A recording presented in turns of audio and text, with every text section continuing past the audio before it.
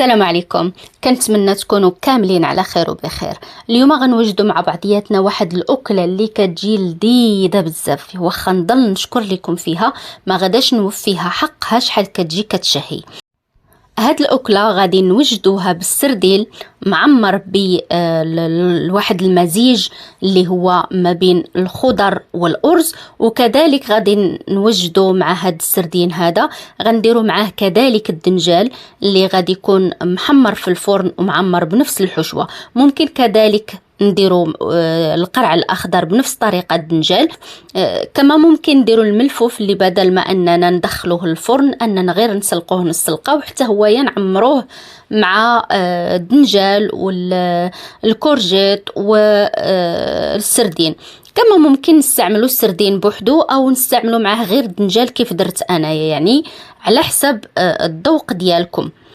كيف ما غنوجدوا مع هاد الطبق هذا عصير الحامض اللي كما كتعرفوا الحامض هو لذيذ ومنعش في هاد الجو الحار وكيتواتى بزاف مع السمك. فباش غنوجدوا هاد الوصفه غادي نحتاجو كيلو نصف من السردين اللي محيد ليه السلسول مغسول مزيان بطبيعة الحال. غنحتاجو دنجالة كبيرة، يعني ماشي صغيرة، يعني تقريبا اللي غادي تكون فيها واحد رابعة تقريبا. غادي نقطعوها شرائح اللي غادي تكون العلو ديالها تقريبا شي 2 سنتيم ونص حتى 3 سنتيم، يعني في العلو ديالهم، يعني شويه يكونوا رقاق. غادي نقطعوا هاد الدنجال بشكل طولي باش يجي لينا اننا نقدروا نعمروه. غادي ناخذوا كذلك التشكيله ديال الخضر اللي غادي نعمروا بها اللي هي جزره وحده، فلفله حمراء وحده حلوه، ممكن تاخذوا الخضراء ولا الصفراء ولكن الحمراء كتجي ألذ. غناخذوا نصف كأس ديال الزيتون الاخضر، وكذلك غناخذوا حبه ديال البوارو وحبه ديال البصله الخضاريه. ممكن تستغنوا على البوارو والبصله والخضاريه ولكن كيضيفوا لذه زوينه. كذلك غناخذوا 6 ديال الفصوص ديال الثوم وعصير ديال حامضه صغيره. اما بالنسبه للاصوص فحنايا غادي ناخذوا 2 معالق كبار ديال الطماطم المصبره اللي غنديروهم مع كيلو الا ربع من الطماطم اللي شديتها ودرت معها ورقه ديال سيدنا موسى وشويه ديال الملحه. طيبتها شي 4 ساعات تقريبا وطحنتها، حيدت هذيك الورقه ديال سيدنا موسى، طحنتها وصفيتها من دوك الشوائب اللي فيها دوك البذور ودوك القشور باش تبقى لينا رطبه، تجي لاصوص تجي ليس ما تجيش حرشه. كما اننا غنحتاجوا القزبر المعدنوس بواحد الكميه اللي تقريبا غادا تخرج لينا واحد 4 ديال المعالق من اللي غادي تطحن. اما بالنسبه للتوابل فغنحتاجوا تقريبا نصف كاس صغير ديال زيت الزيتون وزيت المائده مخلطين، شي 4 المعالق تقريبا كبار. غنحتاجوا معاهم ملعقه ديال الملح على حسب الذوق، ممكن تزيدوا ممكن تنقصوا، ملعقه ونصف ديال الزنجبيل سكينجبير، 2 معالق ديال التحميره الفلفل الحلو، ملعقه ديال الابزار، نصف ملعقه ديال الكمون، ملعقتين ديال الكركم خرقوم عرق، ورأس ملعقة ديال الهريسة، ورأس ملعقة ديال ورقة سيدنا موسى. غنخلطوا الكل جيدا وغادي نشرملوا فيه هذاك الدنجال هو الاول، نديرو بالقطعه بالقطعه ونحيدوا الفائض ديال هذوك التوابل باش تشيط لينا هذيك التوابل، حيت التوابل اللي غيبقاو هما اللي غادي نخدموا بهم الحشوه.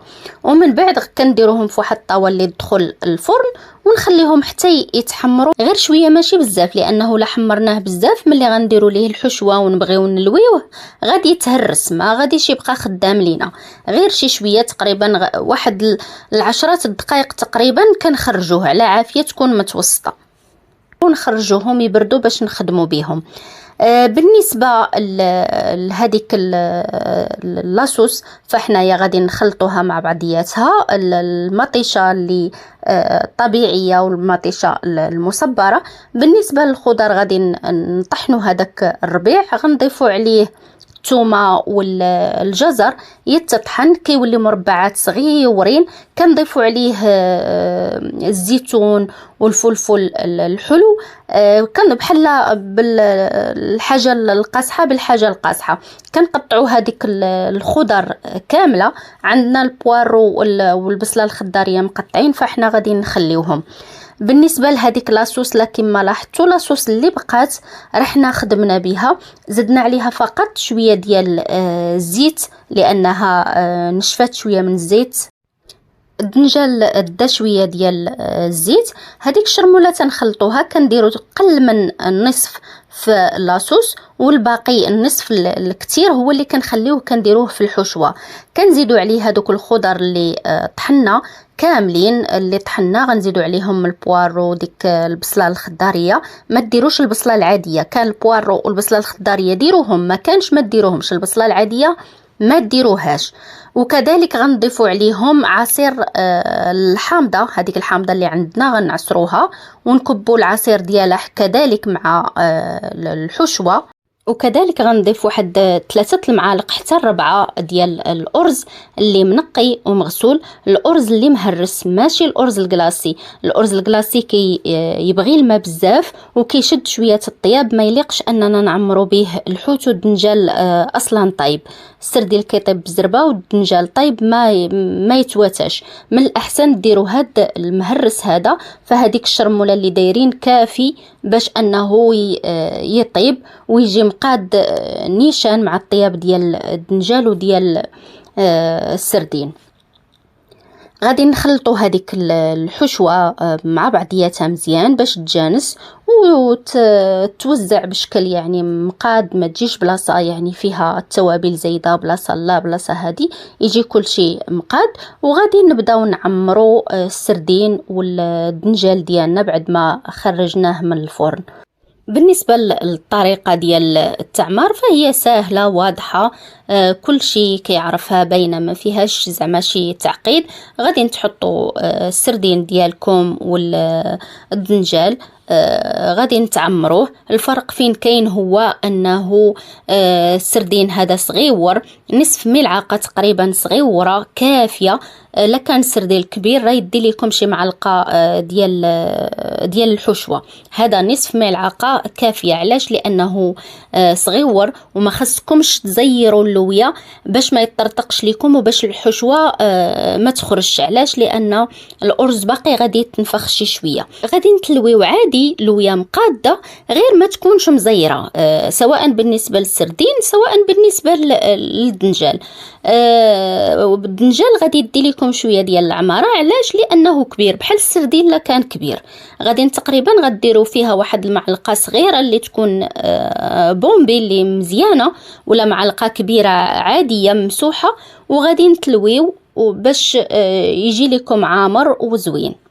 صافي غادي نتكملوا بنفس الطريقه حتى تكملوا كاع الكميه اللي عندكم، وغادي ديروا عليه هذيك لاصوص اللي هي واجده عندكم ديال الطماطم. غتوزعوا الطماطم يعني تقريبا بشكل متساوي يعني ما امكن.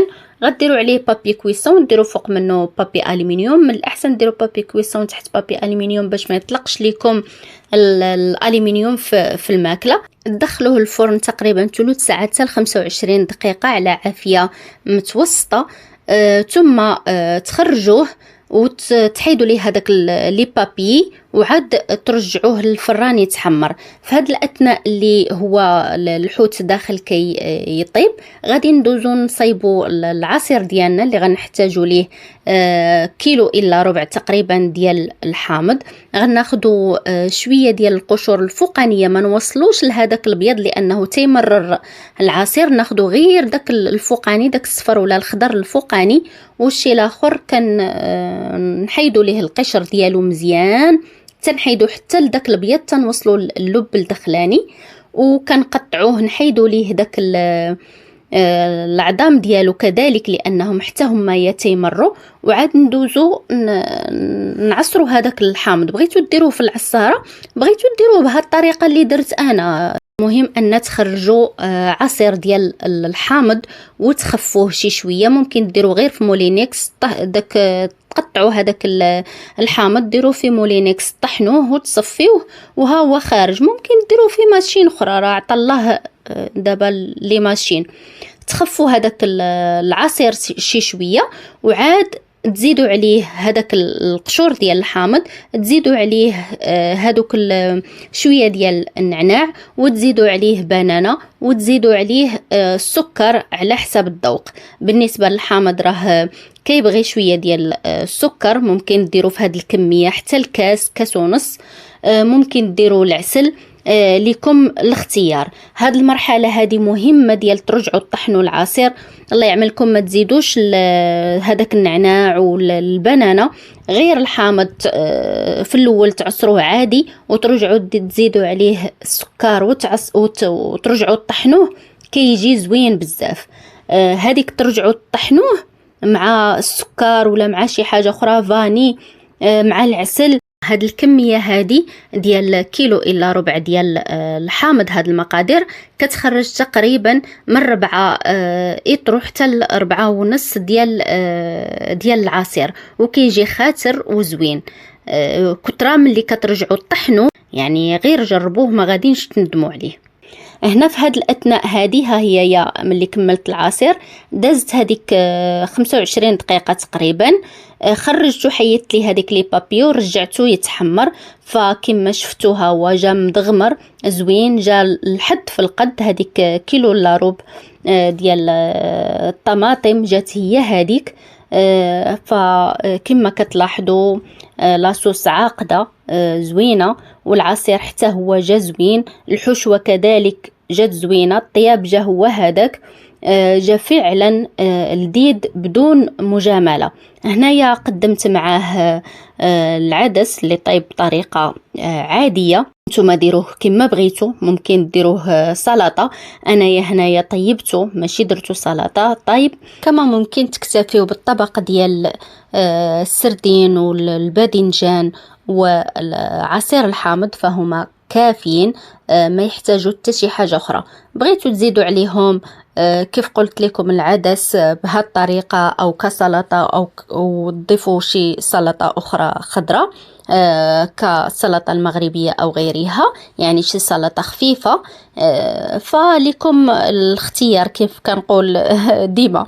الاكله كيف قلت لكم جات غزاله فعلا، والعصير جا زوين كذلك منعش، والأكلة هي متكاملة ومغذية وزوينة بزاف. لهذا الجو هذا غادا تعجبكم بزاف. جربوها وخليوا لي كومونتير كيفاش جاتكم. وبهذا نكون كملت الفيديو ديال اليوم. نقول لكم بالصحة والراحة، مع السلامة، نلقاكم في فيديو آخر بإذن الله.